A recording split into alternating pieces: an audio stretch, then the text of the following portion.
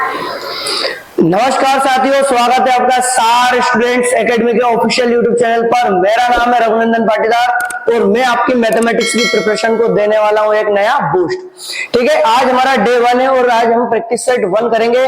तो ज्यादा देरी ना करते हुए शुरू करते हैं अपने प्रैक्टिस सेट 1 को। ठीक है, देखो पहला क्वेश्चन क्या है आपके सामने। पहला क्वेश्चन बोल रहा है कि the price of an article increased by 33.33%। 33.33% से किसी आर्टिकल की प्राइस इंक्रीज हो गई every year. The difference between the prices at the end of 4th year and 5th year is 144, then the price of at the end of 2nd year. मतलब कि 2nd year का पूछा उसने, दूसरे साल का। कौन से साल का? दूसरे साल का। इसी को अगर आप हिंदी में देखो तो क्या बोल रहा है, एक वस्तु के मूल्य में प्रत्येक वर्ष 33.33% की वृद्धि। देखो इस बात को जानना जरूरी है। एक तो वर्ड यूज हुआ है वृद्धि, फिर यहां पे यूज हुआ है प्रत्येक वर्ष। ठीक है, यदि चौथे और पांचवें वर्ष के, चौथा और पांचवा वर्ष, इसने चौथा और पांचवा वर्ष बोला, ना कि 4 साल और 5 साल। इस बात को बिल्कुल ध्यान रखेंगे। आगे बोला अंत में कीमतों के बीच का अंतर 144 है, तो दूसरे वर्ष का, ना कि 2 सालों का। दूसरे वर्ष का अंत में कीमत क्या थी। देखो हमेशा बात ध्यान रखो, जब भी ये वर्ड है ना प्रत्येक, इसका अर्थ ही होता है क्रमागत। क्या होता है? क्रमागत, लगातार। क्या बोल सकते हैं हम इसे? लगातार। अब या तो होगा क्या, या तो लगातार वृद्धि होगी या फिर लगातार क्या होगी, कमी। तो जो वृद्धि वर्ड यूज हुआ है इसका अर्थ होता है जोड़ना। भाई जो वृद्धि वर्ड यूज हुआ है इसका अर्थ क्या होता है? जोड़ना। ठीक है भाई, इतना क्लियर है। अब आप देखो यहाँ पे चौथे और पांचवें वर्ष के अंत में कीमतों के बीच का अंतर 144 है, तो दूसरे साल का पूछा है। चौथा साल और पांचवा साल दिया, ना कि 4 साल और 5 साल। 33.33, अगर आप देखो 33.33% इसकी वैल्यू होती है 1/3। 33.33 का मान होता है 1/3 और वृद्धि का अर्थ होता है जोड़ना। वृद्धि का अर्थ क्या होता है? जोड़ना। तो आप खुद बताओ, राशि जो है 3 से 4 होगी कि नहीं होगी हर साल। उसने बोला प्रत्येक वर्ष। इस प्रत्येक वर्ष का अर्थ क्या है? अगर पहले साल राशि 3 थी तो उसके अगले साल 4 हो जाएगी। फिर से अगर दूसरे साल में राशि 3 थी तो तीसरे साल में 4 हो जाएगी। फिर से अगर तीसरे साल में राशि 3 थी तो चौथे साल में फिर से 4 हो जाएगी। इसी प्रकार से अगर चौथे साल में 3 थी तो पांचवें साल में 4 हो जाएगी। यही है प्रत्येक वर्ष वृद्धि का अर्थ, कि 3 से राशि 4 हुई। अगर ये मूल राशि है तो मिलेगा कितना? 4 रुपए। अगर ये पहले वर्ष का है तो दूसरे वर्ष में कितना मिलेगा? 4 रुपए। अगर तीसरे वर्ष में राशि 3 है तो चौथे वर्ष में कितना मिलेगा? 4 रुपए। अगर चौथे वर्ष में 3 है तो पांचवें वर्ष में कितना मिलेगा? 4। तो यहाँ पे दिया चौथे और पांचवा, तो यही है चौथा और यही क्या है भाई? ये है चौथा और ये क्या है? पांचवा। इन दोनों के जो बीच का अंतर है, इन दोनों के जो बीच का अंतर है वो कितना है? 1 के। भाई अगर ये 3 के है, ये 4 के है, तो इन दोनों के जो बीच का अंतर है 1 के है, और इसी की वैल्यू दे रखी है 144। भाई इसी का मान दिया 144। तो जैसे इसका मान दिया कि आप चौथे साल का अगर पूछे एग्जामिनर तो नहीं बता सकते 3 गुना 144। अगर चौथे साल का पूछ लिया एग्जामिनर ने तो क्या आप नहीं बोल सकते 3 गुना में 144। बट उसने कौन सी ईयर का पूछा है? 2nd ईयर का। सर 2nd ईयर का पूछा है। हमें एक बात पता है कि 2nd ईयर से अगर मुझे 4th ईयर तक जाना है तो 2 साल लगते हैं। कितने साल लगते हैं? 2 साल लगते हैं। अगर दूसरे साल से मैं चौथे साल पे जाऊं तो 2 साल लगते हैं, और अगर दूसरे साल से मैं 5वें साल पे जाऊं तो 3 साल लगते हैं। हमेशा बात ध्यान रखना, ये जो वर्ड यूज होता है ना क्रमागत, इसे बार बार देखोगे आप, लगातार या प्रत्येक वर्ष इतना, तो इसका अर्थ ही होता है गुणा करना। कंपाउंड इंटरेस्ट, चक्रवृद्धि ब्याज में भी सेम बात होती है। चक्र मतलब गुणा होता है, वृद्धि मतलब बढ़ाना होता है। वही क्रमागत ही वर्ड यूज होता है वहां पे भी। ठीक है, तो हमेशा बात ध्यान रखो, इस क्रमागत लगातार, प्रत्येक वर्ष लगातार जो हो रही है उसका अर्थ ही होता है गुणा। अब यहां से यहां तक अगर 2 साल लगे तो 2 साल का मतलब 2 बार गुणा, 3 साल का मतलब 3 बार गुणा। सर यहाँ पे तो 2 साल लगे तो 2 साल लगे तो 2 बार गुणा हुआ। सर गुणा तो हुआ, बट काय का हुआ? काय का हुआ गुणा? आप खुद बताओ। अगर मान लो मैं बोलूं 5 को 6 बना के दिखाओ, 5 को 6 बना के दिखाओ, तो इसका मतलब क्या है? अंतिम बटे प्रारंभिक, फाइनल बाय इनिशियल। अंतिम कौन? 6, प्रारंभिक कौन? 5। 5 से 5 कैंसिल, बन गए 6। जैसे मान लो 6 को मुझे बनाना है 7, 6 को अगर 7 बनाना है तो कुछ भी नहीं करना, अंतिम कौन? 7, प्रारंभिक कौन 6, तो 7/6 से गुणा कर दो, यही हो जाएगा इसका 6 क्या बन जाएगा 7, फाइनल बाय इनिशियल। ठीक है भाई, देखो आगे बढ़ जाते हैं। देखो आगे अगर आप बढ़ोगे, देखो मुझे सेकंड ईयर से फोर्थ ईयर तक जाना है। सर फोर्थ ईयर के बारे में हमें पता है, फोर्थ ईयर के बारे में हमें कितना पता है, यहाँ का मान है 3 गुणा 144, बट मुझे सेकंड ईयर का नहीं पता, वो ज्ञात करना है। तो सेकंड ईयर का ज्ञात करना है तो ऐसा कैसे लिख दो। अब मैं जाऊंगा जब यहाँ से सेकंड ईयर से जब मैं फोर्थ ईयर पे जाऊंगा तो 2 साल पढ़ेंगे, और 2 साल का मतलब 2 बार गुणा। सर 2 बार गुणा काय का, अंतिम बटे प्रारंभिक, अंतिम बटे प्रारंभिक, फाइनल बाय इनिशियल। तो फाइनल कौन 4/3 गुणा में फिर से 4/3, कोई दिक्कत नहीं, कैलकुलेशन कर लो। 4 चौके 16 है ना, 16 छंग की 96, 16 7 112, 16 9 की 144, कितना आ जाएगा 16 में 144। तो सेकंड ईयर का कितना हो जाएगा भाई, सेकंड ईयर का 9 9 81 इंटू 3 243, इसका सही आंसर होगा 243। भाई इसका सही आंसर क्या होगा, ऑप्शन नंबर ए। क्या ये इतना क्लियर है आप लोगों को, क्या इतना क्लियर है भाई? ठीक है, बढ़ जाए अगला क्वेश्चन की ओर। देखो अगला क्वेश्चन देखते हैं। अगला क्वेश्चन क्या है हमारा, यदि 110 को x% कम होने पर मिलने वाला परिणाम 50 को x% बढ़ाने पर के समान है। मतलब वो ये बोल रहा है या तो आप 110 को x% से कम कर दो या 50 को x% बढ़ा दो, दोनों ही केस में जो वैल्यू मिलेगी, जो परिणाम मिलेगा वो आपस में क्या है, बराबर है, वो आपस में बराबर है। ठीक है, तो 650 का x%, 780 के x-10 से कितना प्रतिशत अधिक है।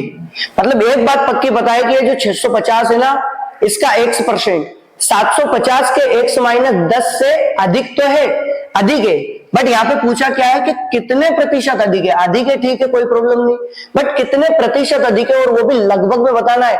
देखो पूरा एग्जैक्ट आंसर नहीं आएगा क्योंकि क्वेश्चन में पहले ही दे रखा है निकटतम पूर्णांक तक, लगभग में आंसर देना है। तो आप देखो इसके 2 पार्ट बनेंगे। 2 पार्ट कैसे, देखो क्या बोला है कि 110 को x% कम कर दिया। सर अगर 110 को x% कम गया तो आप पहले तो ये जानो कि x% का मतलब क्या। सर ये जो x% होता है ना, इसका अर्थ होता है x/100। कभी भी परसेंट लगा हो, कभी भी परसेंट लगा हो तो उसका अर्थ जान लेना, परसेंट कभी भी लगा हो तो उसका अर्थ होता है 100 में से उतने नंबर। जैसे मैंने बोला 20%, जैसे मैंने बोला 20%, तो इसका अर्थ क्या है कि 100 में से 20 नंबर। भाई 20% का अर्थ होता है 100 में से 20 नंबर। क्या इतना क्लियर है? ठीक है, बढ़ते हैं आगे। देखो यहाँ पे x% यूज हुआ है। अगर मान लो मैं बोलूं 100%, अगर मैं बोलूं 100%, तो 100% का मान क्या होगा, 100 में से 100 नंबर। तो 100 में से 100 नंबर मतलब 1/1, क्योंकि 100 से 100 कैंसिल हो जाएगा, कितना आ जाएगा 1/1। तो क्या मैं 100% को बोल सकता हूं 1? जैसे मान लो मैं बोलूं कि मैंने, जैसे मान लो मैं बोल दूं कि 100% मैंने चीजें खाई, पूरी का पूरा 1 ब्रेड खा लिया, तो 1 ब्रेड खा लिया मतलब 100% खा लिया। तो जो चीज रेशियो में, अनुपात में 1 होती है, फ्रैक्शन में 1 होती है, वही परसेंट में कितनी होती है, 100 होती है। तो या तो आप रेशियो में बोलो 1 बोलो या परसेंट में 100 बोलो, दोनों बात एक ही है। ठीक है, क्या इतना क्लियर है भाई? क्या इतना क्लियर है? देखो अब अगर इतना क्लियर है तो आप यहाँ पे ध्यान दो कि x% कम कर दिया, तो मुझे तो एक बात सीधी पता है कि 110 को अगर ये x% कम कर देगा, ठीक है, मान लो अगर मैं बोलूं कि 110 को अगर इसने x% कम कर दिया तो x% का मान तो हमने देखा था x/100, या फिर मैं इसी को ऐसे भी तो लिख सकता हूं x/1, क्योंकि 100 को मैं 1 लिख सकता हूं, क्योंकि जो परसेंट में 100 होता है वही तो रेशियो में कितना होता है, 1 होता है ना। तो ठीक है, आपको कम करना है तो इसमें से घटाओगे तो 1 में से x गया, 1 - x, और बटे में कौन बचेगा, 1।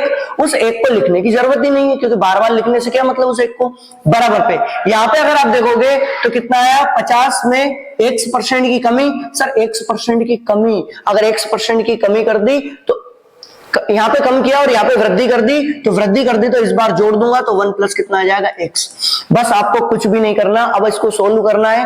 हमेशा बात ध्यान रखो, जैसे आप इसका अंदर गुणा करोगे तो 110 प्लस का मिलेगा और यहाँ पे 50 का मिलेगा प्लस का। कभी भी चिन्ह समान हो, बराबर का साइन लगा हो और चिन्ह समान हो तो चीजें घटेंगी। कभी भी बराबर का साइन लगा हो और चिन्ह समान हो तो चीजें घटा दो। चाहे वो दोनों माइनस में हो चाहे वो दोनों प्लस में हो। अगर चिन्ह समान है तो घटा दो आंख मीच के, बट अगर चिन्ह विपरीत है तो जोड़ दो, है ना, वो आंख खोल के। ठीक है, इधर देखो भाई आप लोग, देखो आप देखो ध्यान से, जैसे मान लो यहाँ पे अगर देखोगे तो 110 एकम 110, 50 एकम 50, सर ये भी धनात्मक ये भी धनात्मक, तो मुझे पता है दोनों चीजों को अगर चिन्ह समान है साइन सेम है तो घटेगी, तो 110 में से 50 घटा दो कितना बचेगा 60। बराबर पे अगर आप यहाँ पे देखो तो 110 x माइनस का, यहाँ पे 50 x प्लस का, चिन्ह असमान है, ये माइनस का है ये प्लस का, अगर ये माइनस ये प्लस चिन्ह असमान है तो जोड़ दो, दोनों को जोड़ो कितना आएगा 160 x।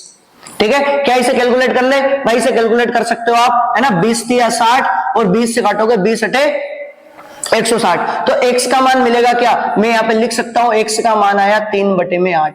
सर x का मान 3/8 आया, आपको ये वैल्यू है ना ये याद होनी चाहिए, क्योंकि इनके बिना एग्जाम में इंटर करना बहुत ही मुश्किल है भाई। सारी वैल्यू बार बार आती रहती है ना एग्जाम में, अब है ना बैठ तो जाओगे बट कुछ भी सूझ नहीं पड़ेगी। जैसे 3/8 है ना, इसका मान होता है 37.5%, 3/8 का मान होता है 37.5%। इसी की भाई ये 12.5 वाली सीरीज है, जहां पे 12.5 का मान 1/8, देखो 12.5 का मान 1/8, 12.5 का दुगना 25 तो वो 2/8, 12.5 का 3 गुना तो 37.5 तो 3/8, इसी प्रकार से सीरीज चलती जाती है।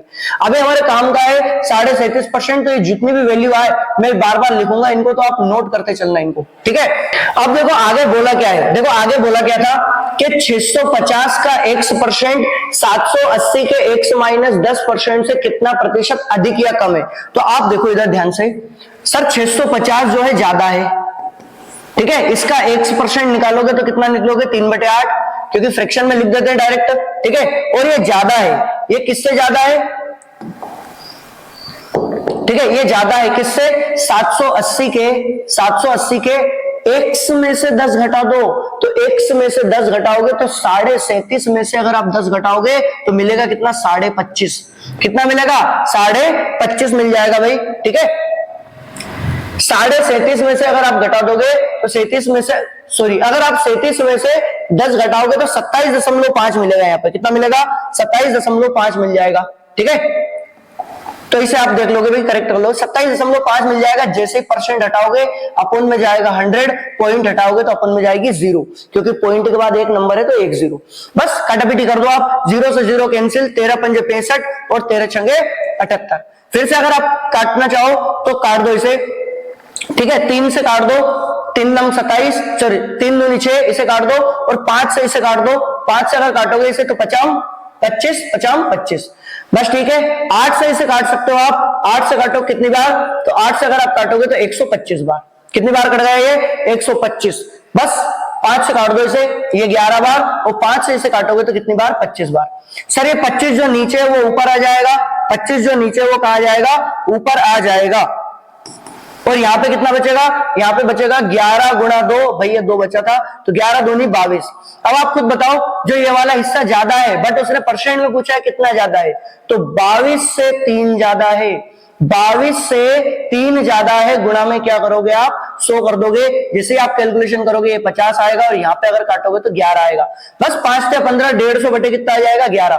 जैसे ही 150 बटे 11 आया तो आप देखो 11 एकम 11 बचेगा कितना, बचा कितना भाई 4 बचा, 11 तिया 33, मतलब 13 से ज्यादा ही आएगा आंसर, 11 तिया 33, 7/11। ठीक है, 13 से ज्यादा ही आएगा आंसर, तो आप खुद देखो 13 से ज्यादा वाला आंसर कौन है 14, क्योंकि उसने लगभग में पूछा है भाई, लगभग में। अगर वो पॉइंट में बोलता तो मैं इसे और कैलकुलेशन करके कर देता भाई, 6-4 लिख देता, कोई दिक्कत तो नहीं भाई, है ना, 13.64 आ जाता फिर इसका आंसर। क्या इतना क्लियर है, क्या इतना क्लियर है आपको, है ना, 6-3 या 6-4, ठीक है, क्या इतना क्लियर है आपको, बढ़ जाए आगे।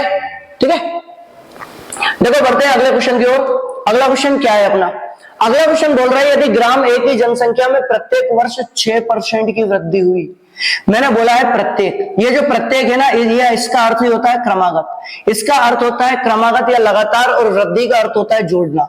वृद्धि का अर्थ होता है जोड़ना। 3 वर्ष तक लगातार वृद्धि हुई तो 3 वर्ष के बाद कितने परसेंट की वृद्धि होगी, जनसंख्या में कितने परसेंट की वृद्धि होगी, तो उसने जो आंसर पूछा है परसेंट में पूछा है, उसने जो आंसर पूछा है वो काय में पूछा है, परसेंट में पूछा है। आप खुद बताओ भाई, 3 साल के लिए, बिल्कुल ध्यान रखना, 3 साल के लिए जब भी दर समान हो, जब भी दर क्या हो, समान हो, जब भी दर क्या हो, समान हो, 3 साल के लिए जब भी दर समान हो, ऐसी दर आए जो कि 6%, 2%, 3%, 1%, उनके लिए सीधा फॉर्मूला आप यूज करोगे 3a स्क्वायर डॉट a का क्यूब। यही फॉर्मूला है जहां पे a का मान क्या है 6, जहां पे a का मान क्या है 6, तो आप a की जगह 6 रख दो, a की जगह क्या रख दो, 6 रख दो, और कुछ भी नहीं करना भाई, एक ही जगह 6 रख दो।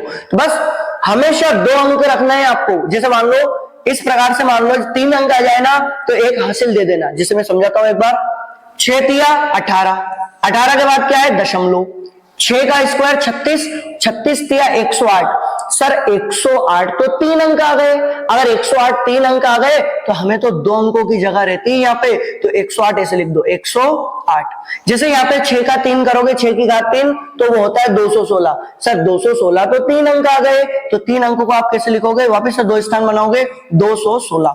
बस जैसे ही आप इसको जोड़ोगे आंसर आ जाएगा 19, 10, 16%। यही मेरा क्या है आंसर, ऑप्शन नंबर डी क्या होगा मेरा करेक्ट। देखो इसको आप एक बार और देख सकते हो कि अगर मान लो यहाँ पे कल को यहाँ पर इसी फॉर्मूले में मान लो कुछ और परसेंट होता, जैसे मान लो मैं बोल दूं कि 7% ही होता, क्या होता 7% ही होता, तो आप यही करते 7 का स्क्वायर, यहाँ पे 7 की घात 3 करते, तो 7 का कितना हो जाएगा 21 दशमलव, 7 का स्क्वायर 49, 49 इंटू 3 करोगे तो 3 चुक 12, 3 नम 27, 147। 147 के लिए हमें 2 अंकों की जरूरत है, और 2 अंक आप लिखोगे तो यहाँ पे 147 इसी प्रकार से लिख दोगे, लिख दोगे, ठीक है। बाकी का एक यहाँ पे जैसे ही 7 की घात आप 3 करोगे तो 7 की घात 3 कितना होगा, 7 की घात 3 होता है 343, तो 343, बस इसको ऐड कर दो, वही हमारा क्या होगा 22.5043। यही क्या होगा इतना परसेंट। क्या इतना क्लियर हुआ भाई, क्या इतना क्लियर हुआ, बढ़ जाए आगे, ठीक है। देखो अगले क्वेश्चन की ओर बढ़ते हैं, नेक्स्ट क्वेश्चन अपने, देखो इधर नेक्स्ट क्वेश्चन में क्या बोला है, ठीक है। नेक्स्ट क्वेश्चन में बोला है कि एक शहर में 39% पुरुष विवाहित है, ठीक है, 51% महिलाएं विवाहित है।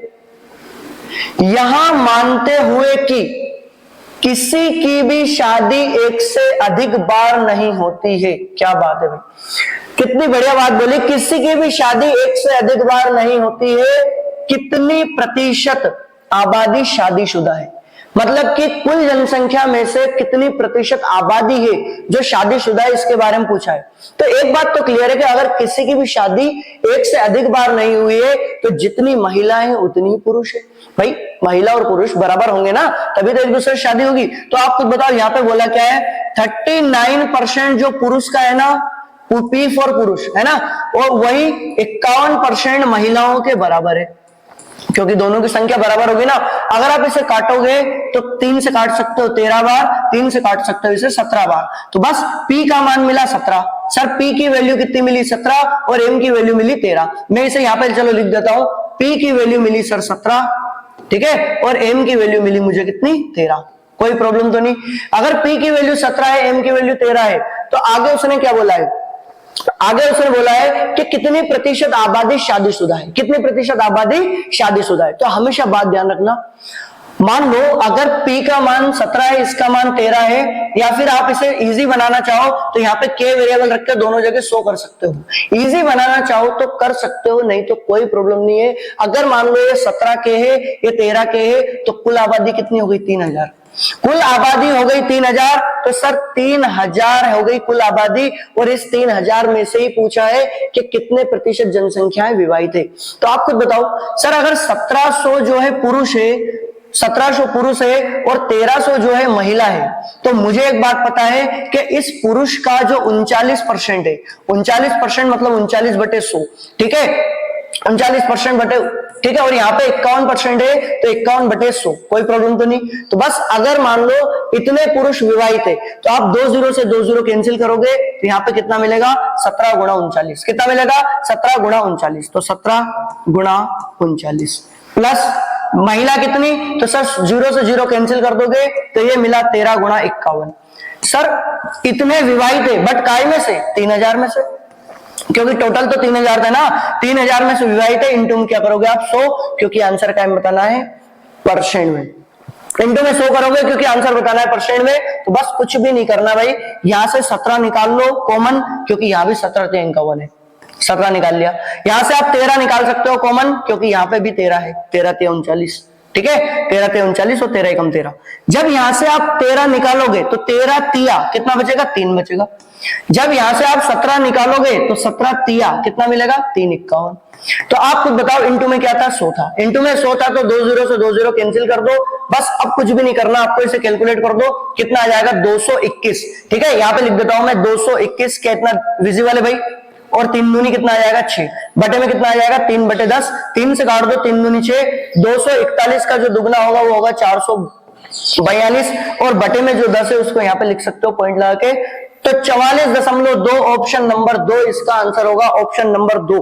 क्या इतना क्लियर है आप लोगों को, ठीक है, क्या इतना क्लियर हो पा रहा है, बढ़ जाए आगे, ठीक है। देखो बढ़ते हैं नेक्स्ट क्वेश्चन की ओर। अच्छा नेक्स्ट क्वेश्चन क्या है अपना, नेक्स्ट क्वेश्चन कहां से आ गए भाई, देखो इधर नेक्स्ट क्वेश्चन कहा है, find the mode if mean and median are 4 and 5 respectively.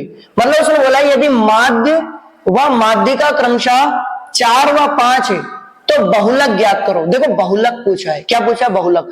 बहुलक वो संख्या होती है जो बार बार रिपीट होती है, बहुलक है ना, ठीक है। बहुलक मतलब बहुलक होता है ना, बहु का लक नहीं होता भैया, ठीक है। संख्या जो बार बार रिपीट होती है, तो अगर आप यहाँ पे देखो, इसने तो यहाँ पे पूछा है कि माध्य माध्यिका दिया है और बहुलक पूछा है, तो हमेशा बात ध्यान रखना, बहुलक और माध्य माध्यिका में संबंध क्या होता है।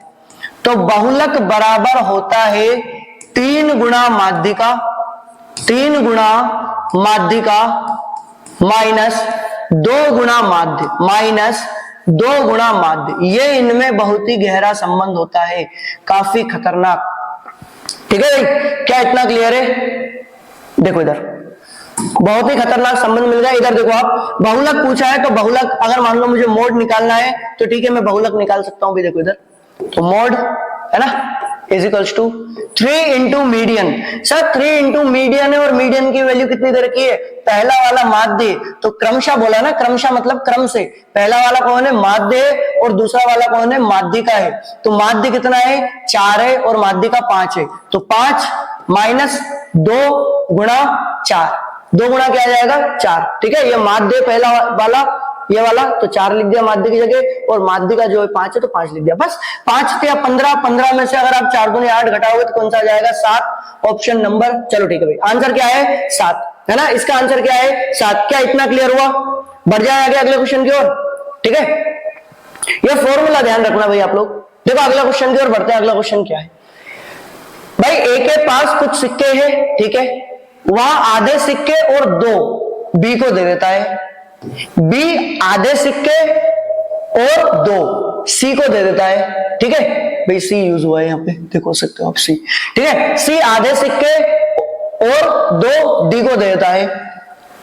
डी के पास अब जितने पैसे हैं वह 2 अंकों की सबसे छोटी संख्या है, 2 अंकों की सबसे छोटी संख्या डी के पास है, और 2 अंकों की सबसे छोटी संख्या कौन है भाई, 10 है। मतलब डी के पास अब 10 रुपए है। सर हुआ क्या है, देखो आप प्रोसेस समझो। ए के पास कुछ पैसे थे, उसने बी को जब दिए ना, तो ए ने उसका आधा किया जितने पैसे थे, और 2 रुपया मिला के बी को दे दिया। बी ने जब सी को दिए ना, तो जितने भी पैसे थे, जितने भी पैसे उसको मिले ए से, उसका आधा किया और 2 रुपए ऐड किए, ये सी के पास आ गए। सी ने भी सेम काम किया, जितने भी पैसे डिब्बे में थे उसका आधा किया, 2 रुपए और मिलाए और वो डी को दे दिए। और जब अब डी के पास जब अंत में राशि पहुंची, तो वो 2 अंकों की सबसे छोटी संख्या यानी कि 10 रुपए। ठीक है भाई, देखते हैं इसे, देखो ठीक है। देखो आप, अगर आप इसे ध्यान से देखोगे तो हुआ क्या है, इसने पूछा है कि ए के पास शुरुआत में राशि कितनी थी। ए के पास शुरुआत में राशि कितनी थी, तो मेरे को नहीं पता भाई, ऐसा कैसे लिख दो, ए के पास शुरुआत में कुछ राशि थी। ए के पास शुरुआत में कुछ राशि थी बेचारे के पास, देखो इधर, ठीक है। इसने क्या किया, इसका आधा किया, 2 रुपए और मिलाए, और किसको चिपका दिया, बी को चिपका दिया, ठीक है, यहाँ पे बी, ठीक है। फिर क्या किया, बी ने क्या किया, इसका आधा किया, 2 रुपए और मिलाए, और किसको चिपका दिया भाई, ये सी को चिपका दिया। सी के पास आ गया। सी ने सेम काम किया, आधा किया, 2 रुपए और मिलाए और किसको दे दिया, डी को दे दिया। अब ये जो राशि है ना वो पहुंच चुकी है किसके पास, डी भगवान के पास। किसके पास पहुंच चुकी है, डी भगवान के पास। और डी के पास अब है 10 रुपए। भाई डी के पास जो है अब वो 10 रुपए है। अगर आप इसे सोल्व करोगे इक्वेशन को तो आप कैसे करोगे, भाई ये भी धनात्मक चिन्ह समान है तो चीजें घटती है। तो 10 में से 2 जाएगा, 8 आएगा। 10 में से ये 2 घटाओगे, 8 आएगा। और 8 का अगर 2 का गुणा करूंगा तो 8 दूनी 16 हो जाएगा। ठीक है, ये वाली चीज घटेगी और नीचे वाली संख्या गुणा होगा। तो 10 में से 2 गए 8 और 8 दूनी 16, तो बराबर में कितना मिला, 16 मिला। ठीक है, फिर से सेम काम है, वही ए का आधा किया प्लस 2 किया। ठीक है, फिर से इसका आधा किया प्लस 2 किया। फिर से क्या करोगे, फिर से आप सेम काम करोगे। वो क्या है, फिर से आप सेम काम करोगे, सर 2 घटाओगे तो 16 में से 2 घटाऊंगा 14 मिलेगा। और 14 में 2 का गुणा करूंगा 28 मिलेगा। तो बराबर पे कितना मिला, 28 मिला। फिर से ए का आधा प्लस का 2, फिर से क्या करोगे, 2 घटाओगे, 28 में से 2 घटाओगे 26 मिलेगा। और 26 में 2 का गुणा करोगे तो 26 दूनी 52 आएगा। तो ए का मान स्टार्टिंग में क्या था, 52। भाई क्या इतना क्लियर है। ऑप्शन नंबर 4 मेरा क्या है, सही आंसर होगा। ए के पास स्टार्टिंग में कितने नंबर थे, 52 रुपए थे। क्या इतना क्लियर हुआ। ठीक है, इसे नोट कर लो अच्छे से। बढ़ जाते हैं फिर अगले क्वेश्चन की ओर। देखो अगर आप अगला क्वेश्चन देखोगे तो अगला क्वेश्चन क्या है, एक स्कूल परीक्षा में भौतिकी अंग्रेजी दोनों में उत्तीर्ण छात्रों की संख्या 288 है।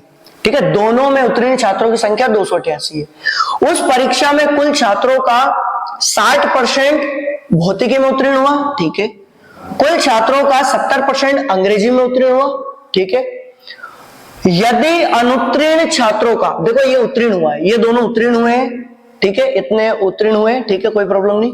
बट यहां बोला यदि अनुत्तीर्ण छात्रों का प्रतिशत भौतिकी में उत्तीर्ण छात्रों के प्रतिशत का, भौतिकी में उत्तीर्ण छात्रों के प्रतिशत का मतलब 60% का 33 सही 1/3% है। स्टार्टिंग वाला जो शुरुआत क्वेश्चन था वहां पे हमने 33 सही 1/3 का मान देखा था। हमने देखा था कि 33 सही 1/3 का मान होता है सर 1/3। और इसने वही बोला कि भौतिक में उत्तीर्ण छात्रों का मतलब 60 का 1/3 है फेल होने वाले। जो फेल होने वाले हैं ना, उसने बोला है अनुत्तीर्ण मतलब जो फेल होने वाले हैं वो भौतिकी में उत्तीर्ण का 33 सही 1/3% है। तो छात्रों की कुल संख्या ज्ञात करो। देखो ये वेन डायग्राम वाला क्वेश्चन है। अगर आप इसे ध्यान से देखो तो स्ट्रक्चर कैसा बनता है इसका, मैं एक बार स्ट्रक्चर बना देता हूं। देखो इस प्रकार से 2 गोले हैं। मान लो ये देखो फर्क है, मैं बोलूं भौतिक और केवल भौतिक। जब ये दोनों गोले हैं ना, अगर मान लो मैं इसे बोलता हूं ये भौतिक वाला गोला है, कौन सा वाला, भौतिकी वाला गोला है मान लो ये। ठीक है, मान लो ये भौतिकी वाला गोला है, भौतिक वाला। और इसे अगर मैं देखूं तो ये अंग्रेजी वाला है, इंग्लिश वाला है। हमेशा बात ध्यान रखना, इस पूरे गोले में अंग्रेजी है, इस पूरे गोले में अंग्रेजी है। बट यहाँ पे दोनों चीजें मिल रही है, यहाँ पे अंग्रेजी भी मिल रही है और भौतिक भी मिल रही है। मतलब इस वाले हिस्से में जो अंग्रेजी में पास हुए ना वही भौतिक में भी पास हुए। इस वाले जो ओवरलैपिंग वाली कंडीशन है ना, अति व्यापन वाली कंडीशन है, यहाँ पे क्या है कि जितने अंग्रेजी में है उतने के उतने ही कितने भौतिक में है। ये दोनों वाली कंडीशन है और दोनों का मान कितना है 288। तो ये 288 वाला मान है। बट ये जो हिस्सा है ना ये वाला, अगर आप ये वाला हिस्सा देखो ना, केवल ये वाला, तो ये है केवल अंग्रेजी, ये है केवल अंग्रेजी, केवल इंग्लिश। मतलब ये जो हिस्सा है ना अंग्रेजी के अलावा किसी में पास नहीं हुआ, ये केवल अंग्रेजी है। और अगर मैं यहाँ पे भी इसी प्रकार से ये वाला देखो, ये वाला, तो ये केवल भौतिक है, केवल फिजिक्स में पास होने वाले हैं। जबकि ये वाला हिस्सा है ना दोनों का है, दोनों का मतलब इतने छात्र है ना भौतिक में भी हुए हैं और इंग्लिश में भी हुए। तो आप खुद बताओ, अगर इस पूरे गोले में से ये बीच वाला गोला गायब करूं, मतलब ये वाला हिस्सा गायब करूं, तो क्या केवल भौतिक मिल जाएगा? बिल्कुल मिल जाएगा। अगर इस पूरे गोले में से ये बीच वाला अति व्यापन वाला या है ना ओवरलैपिंग वाली कंडीशन गायब कर दूं तो केवल इंग्लिश वाला मिल जाएगा। ठीक है, और बाकी का जो बचा, अगर ये पास है तो ये वाला हिस्सा होता है फेल वाला, ये वाला हिस्सा होता है फेल। ये पास, ये दोनों में पास और ये फेल, और कुल मिला के क्या बनता है 100%। कुल मिला के बनता है किसी भी स्कूल की जो स्ट्रेंथ है वो 100% बनती है। ये केवल भौतिक है, ये केवल इंग्लिश है, ये दोनों वाले हैं। अगर इन सबको जोड़ दिया जाए, एक हिस्से को जोड़ो, दूसरे हिस्से को जोड़ो, तीसरे हिस्से को जोड़ो, अगर तीनों हिस्सों को जोड़ दिया जाए, एक हिस्सा ये, दूसरा हिस्सा ये और तीसरा हिस्सा ये, अगर तीनों हिस्सों को जोड़ दिया जाए और एक चौथा हिस्सा ये भी जोड़ दिया जाए तो सभी मिला के 100% के बराबर बनते हैं। सभी मिला के किसके बराबर बनते हैं? 100% के बराबर बनते हैं। ठीक है भाई, लौट आते हैं अपने क्वेश्चन की ओर। ये तो बेसिक अंडरस्टैंडिंग थी इस क्वेश्चन की। ठीक है, देखो अगर आप अपने क्वेश्चन को देखोगे,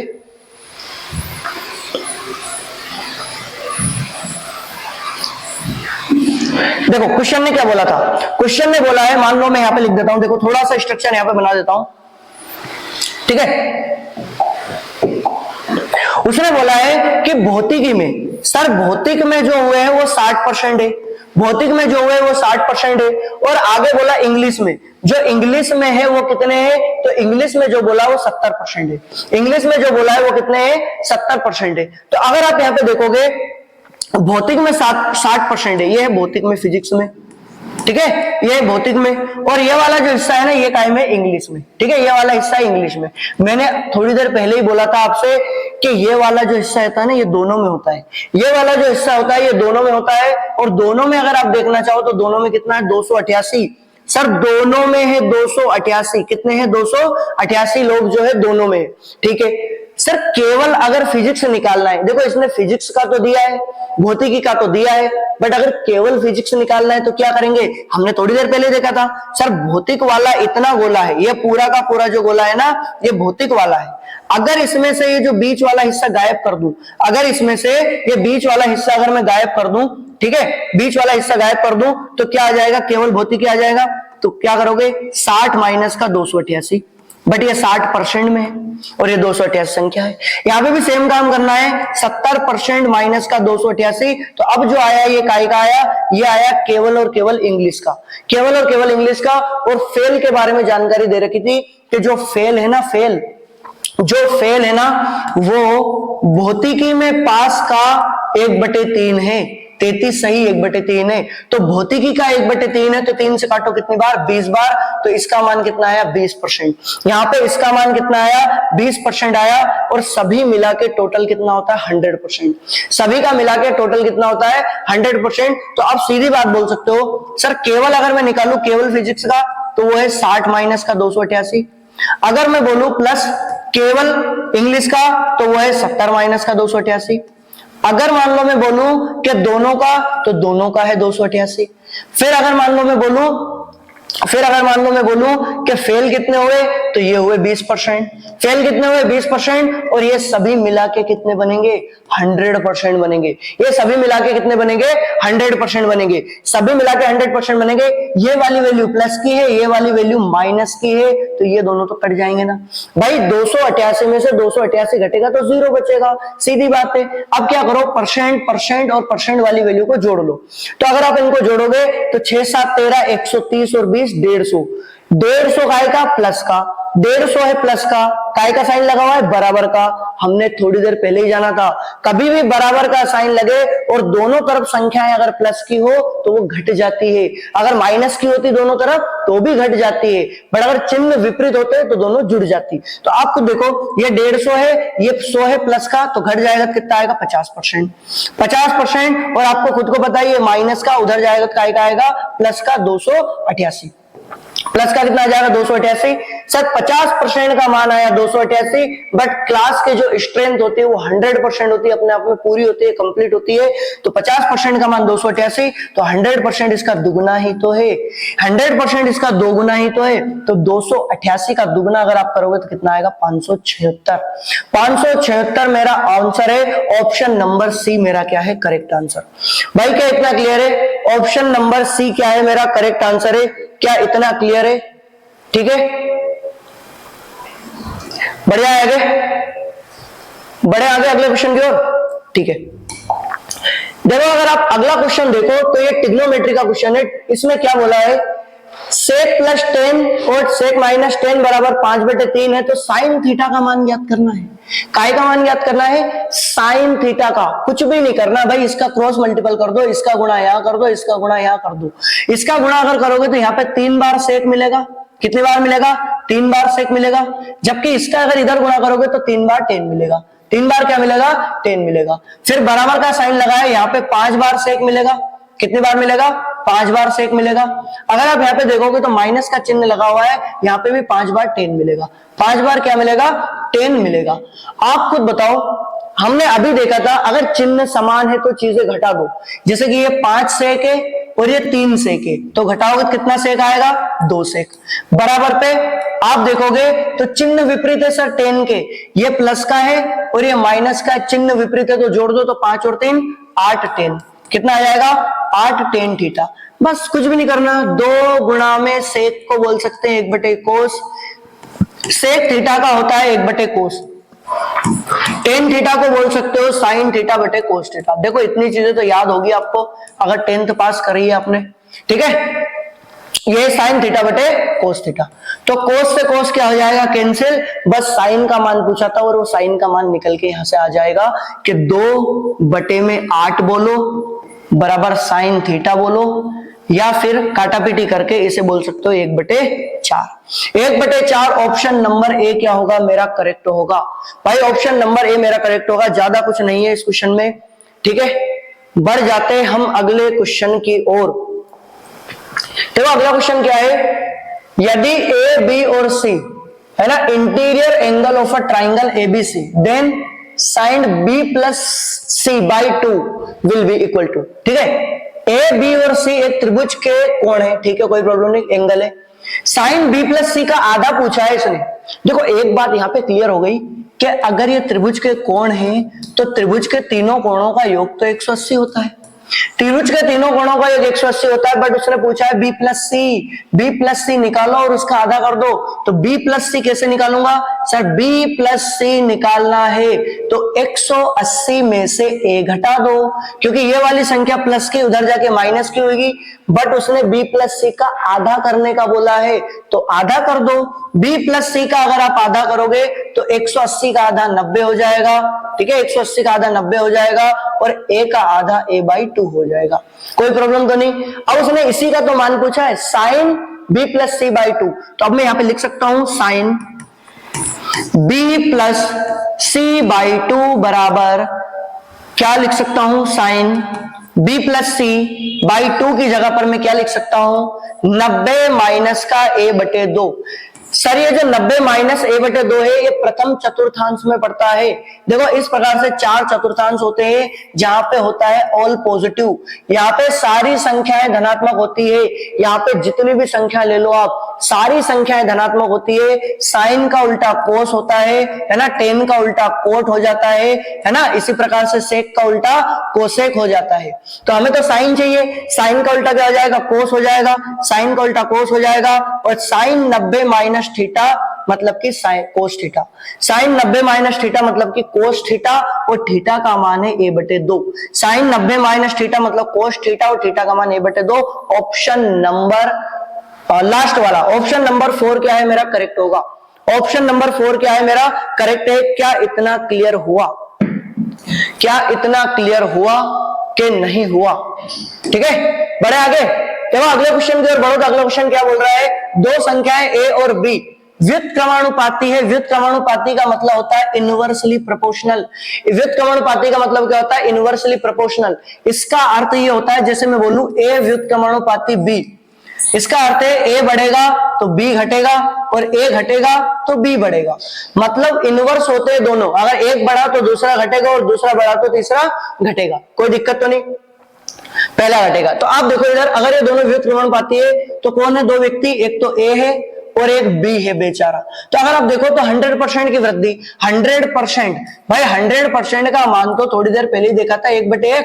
अरे 100% का मतलब 100 में से 100 नंबर, तो 1/1 आएगा कि नहीं आएगा? अगर 1/1 आ जाएगा तो उसने बोला कि इसमें वृद्धि हुई। सर a और b दो व्यक्ति है, a और b ए और बी नामक दो राक्षस है, अगर इसमें एक में एक की वृद्धि हुई, अगर एक में एक की वृद्धि हो गई तो कितना होगा? 2। देखो एक में अगर आप एक जोड़ोगे तो कितना हो जाएगा? 2 हो जाएगा। और यहाँ पे क्या करोगे? ये दोनों चीजें उल्टी है सर, ये उल्टी है, ये 2/1 है तो ये क्या जाएगा? 1/2। दोनों चीजें इनवर्स है, अगर इनवर्स है तो ये उल्टा हो जाएगा। तो नीचे वाली वैल्यू भाई पहले 2 थी, अब कितनी हो गई? 1। 2 से 1 हो गई तो कितना कम हुआ? 1 कम हुआ। भाई 2 से राशि 1 हो गई, 2 डंडे से 1 डंडे हो गए तो 1 डंडा कम हो गया ना। इन तुम क्या करोगे? 100 कर दोगे। इन तुम 100 कर दो, 2 से भाग लाओ कितनी बार? 50 बार। 2 से भाग लाओगे 50 बार। ऑप्शन नंबर ए क्या है मेरा? करेक्ट है। ऑप्शन नंबर ए क्या है मेरा? करेक्ट है। क्या इतना क्लियर हुआ? क्या इतना क्लियर हुआ? कोई प्रॉब्लम तो नहीं है? ठीक है, बढ़ जाए आगे। देखो बढ़ जाते हैं अगले क्वेश्चन की ओर। अगला क्वेश्चन क्या है अपना?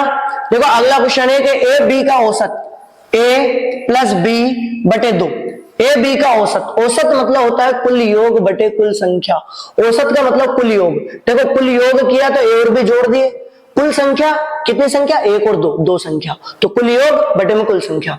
इनका जो औसत है ना वो ये है, ए की power n plus 1 plus B की पावर n प्लस 1 बटे में ए की पावर n प्लस बी की पावर n। कोई दिक्कत तो नहीं भाई?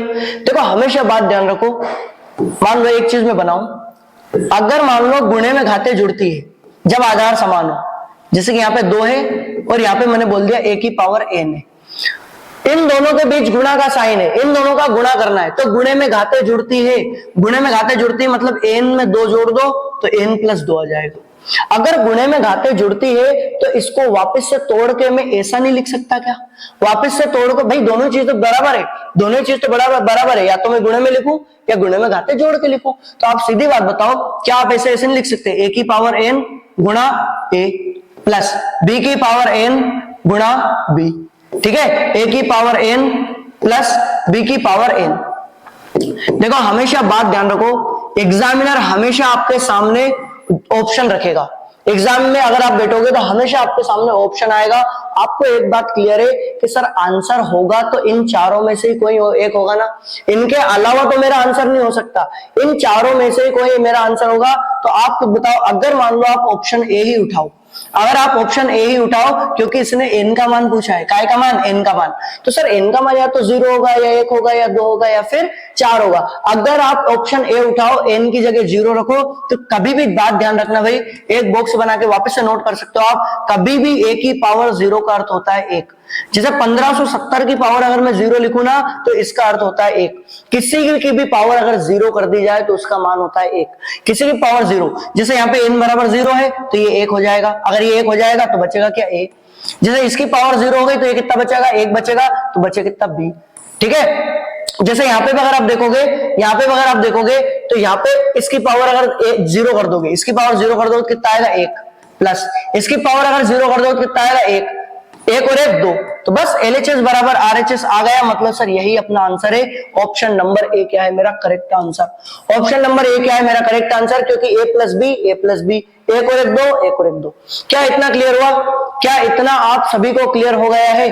बढ़िया, नेक्स्ट क्वेश्चन की ओर, नेक्स्ट क्वेश्चन की ओर देखते हुए देखो, ABC का औसत, ये जो औसत होता है ना, इसका मतलब होता है हर एक। क्या होता है? हर एक, या फिर हम देखें इक्वल डिस्ट्रीब्यूशन। औसत का अर्थ होता है हर एक, या फिर हम बोले इक्वल डिस्ट्रीब्यूशन।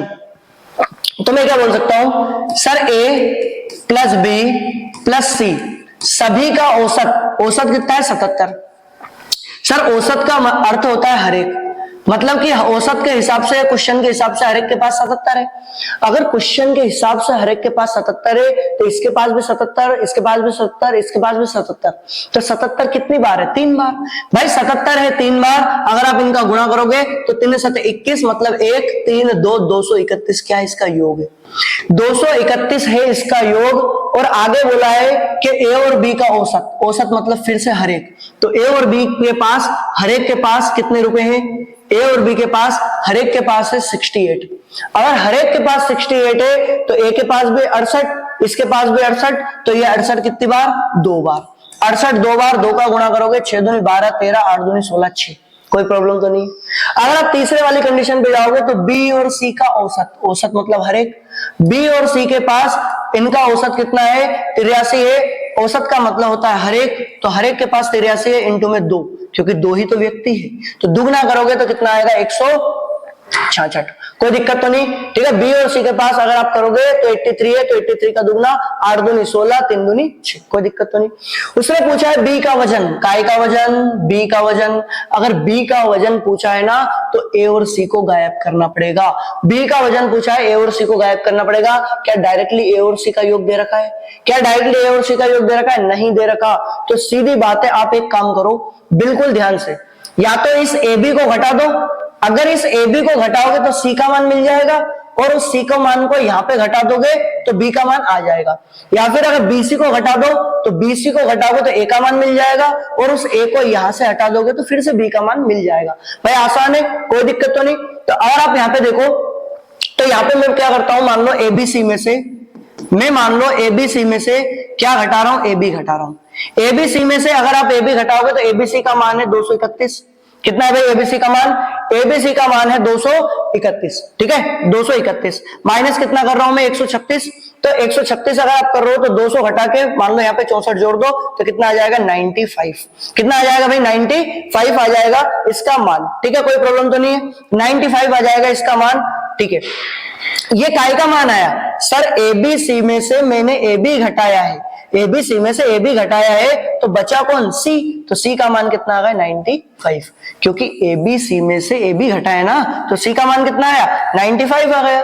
अगर सी का मान 95 आया तो उसने पूछा क्या है, उसने बी का मान पूछा है। काय का मान पूछा? बी का मान पूछा। सर बी और सी के पास कितने रुपए? 166 रुपए। बी और सी के पास 166 रुपए है, इसमें से सी को घटा दो तो बी की वैल्यू मिल जाएगी। तो 166 में से 95 हटा दो तो आंसर कितना आ जाएगा? 6 में से 5 गए 1, 71 वाला मेरा क्या है सही आंसर। ऑप्शन नंबर ए क्या होगा मेरा करेक्ट आंसर होगा। क्या भाई इतना क्लियर है आप लोगों को? ठीक है इतना क्लियर है, बढ़ जाए आगे। देखो नेक्स्ट क्वेश्चन देखो, नेक्स्ट क्वेश्चन क्या है अपना, एक क्रिकेट के खिलाड़ी की 64 पारियों का औसत 62 रन है। ये जो औसत होता है ना औसत, इसका अर्थ होता है हर एक। अगर 64 पारियां है ना, कितनी पारियां? 64, तो हर एक के पास 62 रन है। हर एक के पास कितना रन है? 62, ठीक है 64 पारियां है मतलब संख्या है ये टोटल, हर एक के पास 62 रन है। फिर आगे बोला उसका अधिकतम स्कोर, उसका अधिकतम स्कोर उसके न्यूनतम से 180 रन ज्यादा है। मतलब जो अधिकतम वाला है ना वो न्यूनतम से 180 रन ज्यादा है। तो अगर आप यहाँ पे देखो, अगर मान लो इसका थोड़ा सा यहाँ पे एक स्ट्रक्चर बना लेता हूं, मान लो कि सर अधिकतम न्यूनतम से ज्यादा है। अगर न्यूनतम मान लो एक बॉक्स हुआ, अगर न्यूनतम में एक बॉक्स हुआ तो अधिकतम क्या होगा? ये बॉक्स प्लस 180, भाई यही तो होगा। देखो इस बॉक्स की जगह आप के रखो, पी रखो, एक्स रखो, वाई रखो, जेड रखो, कोई प्रॉब्लम नहीं है। मान लो अगर अधिकतम भाई न्यूनतम एक्स हुआ या फिर ये बॉक्स हुआ तो अधिकतम कितना होगा? मैक्सिमम अधिकतम होगा बॉक्स से 180 ज्यादा। भाई उसने बोला ना अधिकतम स्कोर 180 रन ज्यादा है, तो अगर न्यूनतम हुआ बॉक्स मान लो आप या एक्स रख दो तो अधिकतम क्या हुआ? इससे 180 रन ज्यादा। उसने बोला दोनों ही पारी को हटा दो, तो दोनों ही पारी हटा दी, ये बॉक्स वाली भी हटा दी और ये बॉक्स माइनस का 180 भी हटा दी। आप खुद बताओ अगर ये दोनों पारियां हटा दी मैंने तो बची कितनी पारियां? सर 64 पारियां थी, बची कितनी पारियां? 62 पारियां बची। और अब जो है औसत स्कोर, अब जो है औसत स्कोर 60 रन आता है। अब जो है औसत स्कोर कितना आता है? 60 रन आता है। बस ये सिंगल लाइन का मेरा आंसर है भाई, बस ये सिंगल लाइन, इसी को सोल्व करना है, ज्यादा कुछ है नहीं। तो आप खुद देखो ध्यान से, अगर इस 62 का ऊपर गुणा करोगे तो यहाँ पे ये 62 कितनी बार मिलेगा? 60 बार मिलेगा। जबकि यहाँ पे ये 62 कितनी बार मिलेगा? 64 बार। मैंने बोला था जब भी बराबर का साइन लगा हो, अगर चिन्ह समान है तो चीजें घटती है। तो आप खुद बताओ, यहाँ पे 62 64 बार है, यहाँ पे 62 60 बार है, दोनों ही प्लस के हैं तो घटा दो, दोनों ही प्लस के हैं तो घटा दो। तो 62 यहाँ पे 60 बार है, 62 यहाँ पे 64 बार है, तो घटाऊंगा तो 62 4 बार बचेगा। भाई 62 कितनी बार बचेगा? 62 बचेगा सर 4 बार। 62 कितनी बार बचेगा? 4 बार। आपको खुद को पता है ये 62 इधर आ जाएगा तो माइनस हो जाएगा बराबर पे। आप खुद बताओ भाई, देखो अब इधर कौन है? ये 180 माइनस का है, ठीक है। और ये जो डिब्बे हैं ये आपस में जुड़ जाएंगे तो 2 डिब्बे आ जाएंगे, और ये दोनों डिब्बे माइनस के उधर जाके काय के हो जाएंगे? प्लस के हो जाएंगे। तो बस 4 का गुणा कर दो, है ना, 4 छंग 24, 4 दूनी 8, मतलब 248 में से 180 घटा दो। 180 घटा दो तो 2 डिब्बे का मान आ जाएगा, ठीक है। तो अगर 180 घटाओ तो 200 घटा के 20 जोड़ दो, कितना आ जाएगा 68। 68 आ गया सर 2 डिब्बे का मान, तो 1 डिब्बे का मान कितना आ जाएगा 34। भाई 2 डिब्बे का मान 68 है तो 1 डिब्बे का मान कितना आ जाएगा 64। उसने बोला अधिकतम स्कोर कितना है, तो अधिकतम स्कोर कितना है इस डिब्बे से मतलब 34 से 180 ज्यादा है, तो अगर जोड़ोगे तो कितना आ जाएगा 214। 214 ऑप्शन नंबर डी क्या है मेरा करेक्ट। ऑप्शन नंबर 4 क्या है मेरा करेक्ट आंसर होगा। क्या इसमें किसी भी प्रकार की कोई प्रॉब्लम, किसी भी सज्जन को किसी भी प्रकार कोई प्रॉब्लम है क्या भाई? ठीक है, बढ़िया है आगे। देखो आगे बढ़ो अगर आप अगले क्वेश्चन की ओर, तो अगले क्वेश्चन में बोला क्या है, पहली 10 प्राकृत संख्या के वर्गों का योग, वर्गों का माध्य ज्ञात करो। देखो ये जो माध्य है ना ये औसत ही होता है, ये जो माध्य है ना ये औसत ही होता है कुल योग बटे कुल संख्या। कभी भी हमेशा बात ध्यान रखना, पहली 10 प्राकृत संख्या, पहली n प्राकृत संख्या, पहली 50 प्राकृत संख्या, पहली 25 प्राकृत संख्या, कभी भी इस प्रकार की लाइन यूज होना, उनका योग होता है भाई, काय का फॉर्मूला बता रहा हूं मैं योग का, उनका जो योग होता है वो होता है n+1/2। ये होता है उनके योग का फॉर्मूला, काय का, उनके योग का फॉर्मूला होता है n+1/2। ठीक है, देखो इसी प्रकार से और भी चीजें यूज होती है, बट मैं अगली स्लाइड में बता दूंगा। देखो इधर ध्यान से, ये योग का फॉर्मूला है, ये योग है तो n की जगह कितना रखोगे 10 रखोगे, 10 रखोगे ना, पहली 10 है ना, तो 10 इंटू 10 में 1 जोड़ो 11 बटे में 2। सर ये तो योग आया, ये तो क्या आया योग, बट उसने पूछा औसत।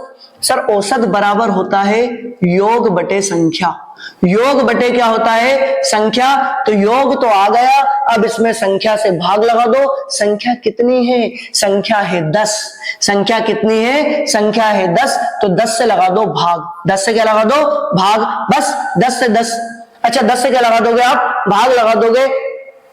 अच्छा यहाँ पे वर्गों का माध्य पूछा है, देखो वर्गों का माध्य पूछा, तो अपन ने जो निकाला ना ये योग निकाला पहली 10, ठीक है। देखो इसको थोड़ा सा कर लेना,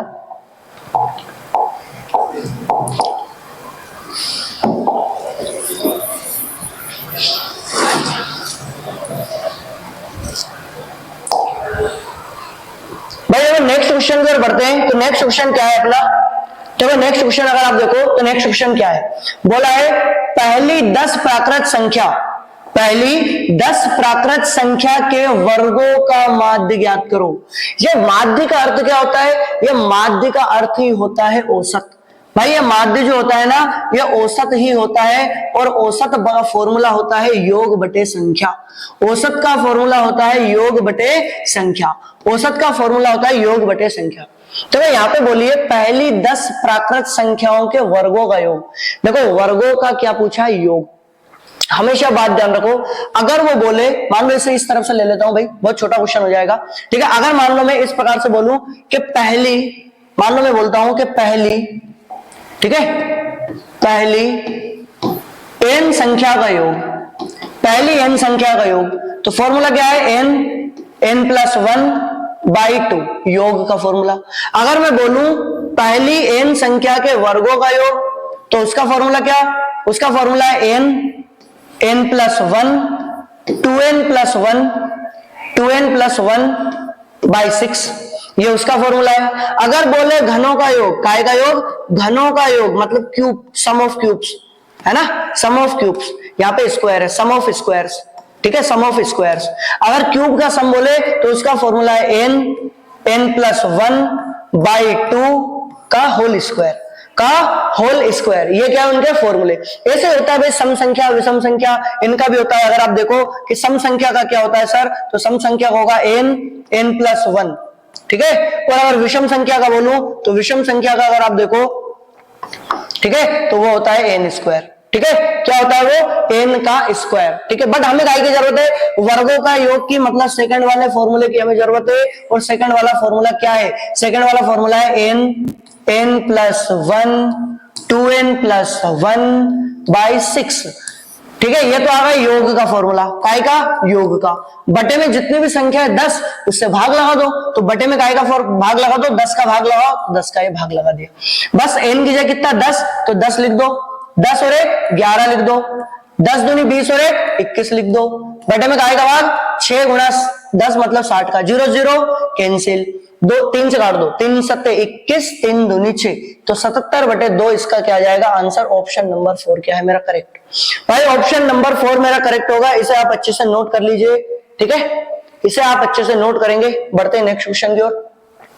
देखो अगर आप नेक्स्ट क्वेश्चन देखोगे तो नेक्स्ट क्वेश्चन बहुत ही लप्पू क्वेश्चन है। देखो क्या बोला है, 40 का 30%, 40 का 30%, 30% का मान होता है 3/10, ठीक है, और 30 का 1460%, वही परसेंट हटाओगे अपन में जाएगा 100, 2 0 से 2 0 कैंसिल कर दोगे, 0 0 कैंसिल, ये कितना आ जाएगा भाई। यहाँ पे अगर आप देखोगे तो ये 40 था और ये 30 था, तो 4 तिया कितना आ जाएगा 12 आ जाएगा, कितना आ जाएगा 4 तिया 12 आ जाएगा। और अगर यहाँ पे गुणा करोगे तो इसका 3 गुना कर दो, 4 14 तिया 42 और 6 तिया 18, तो कितना आ जाएगा 138, 438 आ जाएगा। इन दोनों को अगर आप जोड़ोगे तो कितना आ जाएगा भाई 50, 450। ऑप्शन नंबर सी क्या होगा मेरा करेक्ट होगा भाई। इस क्वेश्चन में ज्यादा कुछ नहीं है, ठीक है, ये क्लियर हो गया होगा, ठीक है। बढ़े आगे, देखो आगे अगर आप बढ़ोगे तो अगला क्वेश्चन क्या है, पृथ्वी की पूरी सतह पर भूमि और जल का अनुपात 3:5 है। देखो अगर आप इसे देखोगे ना तो ये है पृथ्वी, पृथ्वी को 2 हिस्सों में अगर मैं बांटूं तो यह है नदर्न हेमिस्फीयर और यह है सदर्न हेमिस्फीयर, ठीक है। यह है नॉर्थ वाला उत्तरी गोलार्ध और यह है दक्षिणी गोलार्ध, और यह है इक्वेटर जिसे बोलते हैं 0 डिग्री लाइन। यह है इक्वेटर जिसे हम बोलते हैं 0 डिग्री लाइन, उसकी हमें कोई जरूरत नहीं है। यह उत्तरी गोलार्ध, यह है दक्षिणी गोलार्ध। अगर आप देखो उत्तरी गोलार्ध पे भाई, उत्तरी गोलार्ध पे भूमि और जल, लैंड और वाटर का रेशियो, मतलब रहने लायक जगह और पानी का अनुपात है 3:5। यह है लैंड और यह है वाटर का रेशियो। और बोला है कि पूरी पृथ्वी पर, है ना, चलो ठीक है, अच्छा पूरी पृथ्वी पर दिया है 3:5, पूरी पृथ्वी पे दिया है उसने कितना 3:5 दिया है, ठीक है। पूरी पृथ्वी पे कितना दिया है भाई 3:5 दिया है, ठीक है। पूरी पृथ्वी का दिया है 3:5, ठीक है। और उत्तरी जो गोलार्ध है ना, उत्तरी गोलार्ध, उसका दे रखा है उसने उत्तरी गोलार्ध का 7:9। उत्तरी गोलार्ध पे जो रेशियो है लैंड और वाटर का वो 7:9 है, और दक्षिणी गोलार्ध पे अनुपात पूछा है। देखो मेरे को एक बात समझ आ रही है कि पूरी पृथ्वी में से अगर मैं ये उत्तरी गोलार्ध को गायब कर दूं, ठीक है, अगर मैं इसे गायब कर दूं तो क्या दक्षिणी गोलार्ध मिल जाएगा? बिल्कुल सीधी बात है। हमेशा बात ध्यान रखो, ये क्वेश्चन अगर मैं देखूं तो देखो पृथ्वी है क्या, पृथ्वी एक प्रकार का मिक्सचर है, असमांगी मिश्रण हम बोल सकते हैं, जिसमें भूमि और पानी दोनों चीजें हैं जो कि कभी मिल नहीं सकती, तो वो हो गया असमांगी मिश्रण। कभी भी हमेशा एक बात ध्यान रखना, ये मिश्रण चैप्टर में भी एक नोट होता है हमेशा कि कभी भी 2 अलग अलग प्रकार के मिश्रणों को मिलाया जाए तो सबसे पहले उन्हें 1:1 में किया जाता है, अर्थात बराबर किया जाता है। सबसे पहले मिलाने से पहले मिश्रणों को 1:1 में किया जाता है, उसके बाद उनको उनकी धारिता, कैपेसिटी, क्षमता के हिसाब से मिलाया जाता है। देखो सबसे पहले 1:1 में करूंगा मैं, फिर उसके बाद उनकी क्षमता के हिसाब से मिलाऊंगा। क्षमता कैसे सर? पूरी पृथ्वी की क्षमता तो इन दोनों से, जैसे मान लो अगर इसकी क्षमता 1 हुई, इसकी क्षमता 1 हुई, तो पूरी पृथ्वी की तो दुगनी होगी ना भाई। पूरी पृथ्वी की क्षमता तो कैसे होगी? दुगनी होगी। तो वही बात बोल रहा हूं मैं, सबसे पहले 1:1 में करते हैं, फिर उनको उनकी क्षमता के हिसाब से मिलाते हैं। जैसे कि मान लो मैं बोलूं सर पूरी पृथ्वी पे अगर मैं देखूं तो लैंड और वाटर का रेशियो है 3:5। ये पूरी पृथ्वी पे होगा, पूरी है ना, पूरी पृथ्वी पे, ठीक है। लिख देता हूं भाई, धरती माता पृथ्वी, ठीक है। तो टोटल कितना हो गया? 8 हो गया। टोटल कितना हो गया? 8। अगर आप यहाँ पे देखोगे तो उत्तरी गोलार्ध में, सब नदर्न हेमिस्फीयर में या उत्तर में, ठीक है, उत्तरी गोलार्ध में अनुपात क्या है? 7:9 बराबर कितना हुआ है? 16। सबसे पहले 1:1 में करते हैं, अर्थात बराबर करते हैं। तो बराबर करते हैं तो इसको 16, देखो ये तो 16 है ना, इसको 16 बनाऊंगा, 2 का गुणा कर दूं। देखो अगर ये 16 है, इसको भी अगर मैं 16 बनाऊं तो क्या 2 का गुणा कर दूं? कोई प्रॉब्लम तो नहीं है, ठीक है ना भाई, इतना क्लियर है। इससे 2 का गुणा कर दूं तो कोई प्रॉब्लम तो नहीं है आप लोगों को। देखो अब क्या बोला उसने? अब उसने बोला है कि इनको इनके क्षमता के हिसाब से मिला दो। क्षमता, सब पूरी पृथ्वी की क्षमता उत्तरी गोलार्ध से दुगनी होती है, सीधी बात है। तो इसमें 2 का वापस से गुणा करना पड़ेगा। क्यों करना पड़ेगा? क्योंकि पूरी पृथ्वी दुगनी होती है भाई। पहले 1:1 में करो, फिर क्षमता के हिसाब से मिला दो, तो 2 का गुणा करना पड़ेगा, क्योंकि पूरी पृथ्वी की क्षमता दुगनी होती है। बस 2 दूनी 4, तो 4 तिया 12 मिला, ठीक है। 4 तिया कितना मिला भाई? 12 मिल गया। देखो इसको यहां पे कर सकते हो, 2 दूनी 4, 4 तिया 12, 12, ठीक है। और अगर यहाँ पे देखो 2 दूनी 4, 4 पंजे 20, तो यहाँ पे नीचे तो गुणा करने की जरूरत नहीं क्योंकि नीचे तो 1 से गुणा है। तो बस 12 में से 7 गया 5 और 20 में से 9 गया 11, तो यही आ गया दक्षिण में। तो दक्षिणी गोलार्ध में अनुपात क्या है भाई? दक्षिण गोलार्ध में 5:11। कितना है भाई? 5:11। क्या ये इतना क्लियर है आपको? क्या इतना क्लियर है? क्या इतना क्लियर हो गया है भाई? ठीक है, आज के लिए भाई इतना ही रखते हैं, है ना। आज के लिए इतना ही रखते हैं, फिर कल नेक्स्ट प्रैक्टिस सेट हमारे सामने होगा, ठीक है। आप सभी का हमारे साथ जुड़े रहने के लिए बहुत बहुत धन्यवाद। अगर हमारा वीडियो पसंद आया तो इसे लाइक कर दो, शेयर कर दो और सब्सक्राइब करना बिल्कुल ना भूलें, ठीक है।